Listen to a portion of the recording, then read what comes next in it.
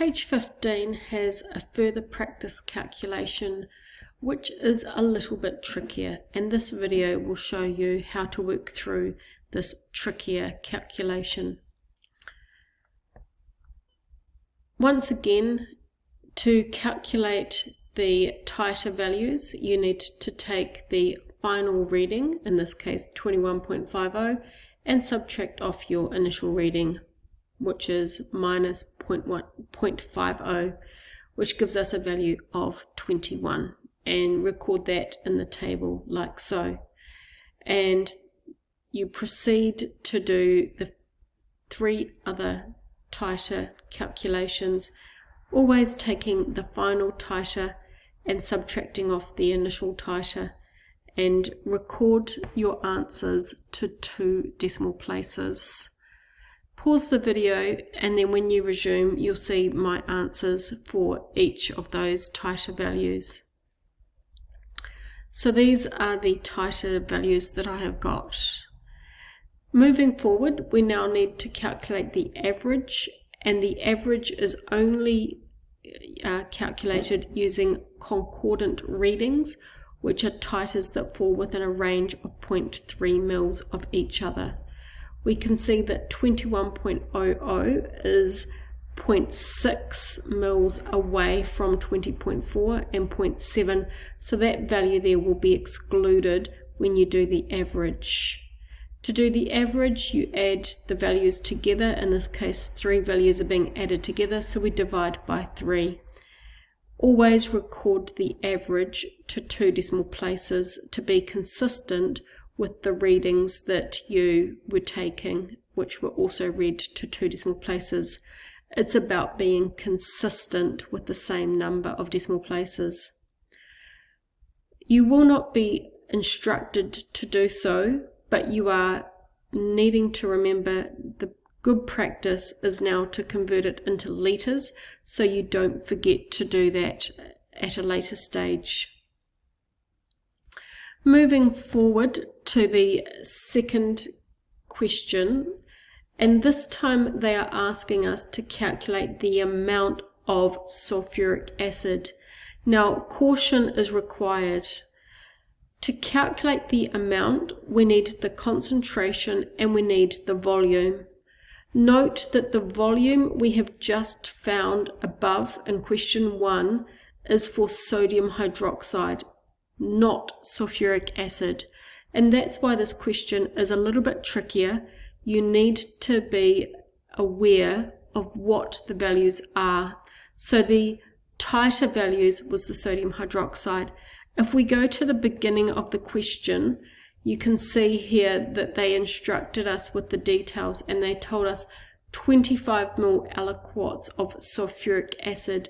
So the sulfuric acid volume is 25 mils. Okay, they further say sulfuric acid was placed in the conical flasks using a 25 ml pipette. Again, keep your wits about you. That must be converted to litres. While we're here, you can also see they've given us the concentration of the sulfuric acid. So always write your formula out. In this instance, for the amount of sulfuric acid, you need the concentration times the volume, and the concentration is provided at the top in the question, and the volume is provided, although it's in mils and you need it in litres, so divide by 1000.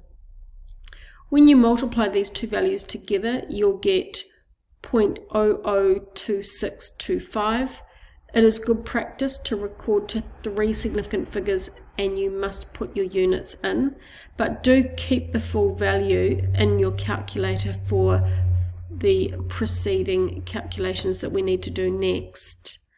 It's good practice to write the answer in standard form, but not entirely necessary. Moving to the next stage of the calculation, they are asking us to use the balanced equation to work out the amount of sodium hydroxide. Now, we always use the mole ratio. However, this time the mole ratio is a little bit trickier. You'll notice that it is 2 sodium hydroxides for every 1 sulfuric acid.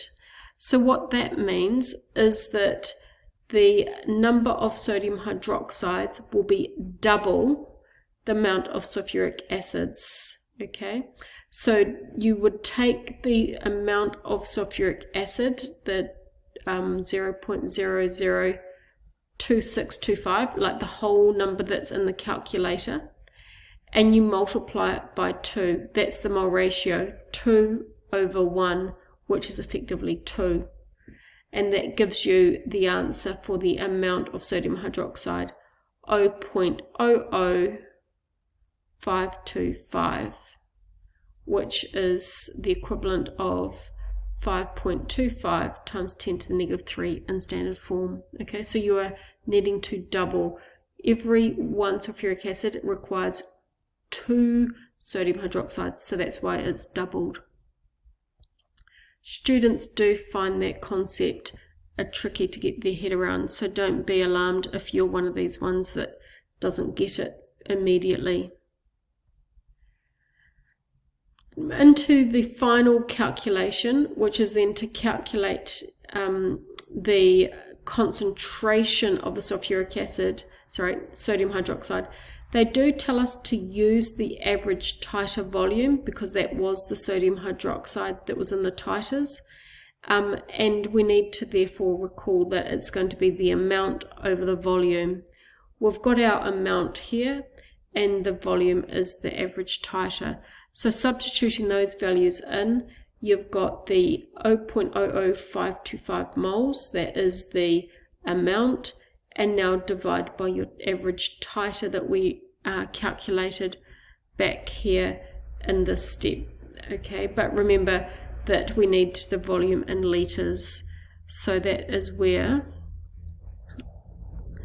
you have got the 0.02037 from. Note, we don't use rounded numbers at this stage, and the answer is then presented with 3 significant figures and units, and the question's done. So a slightly trickier example, but definitely still very doable.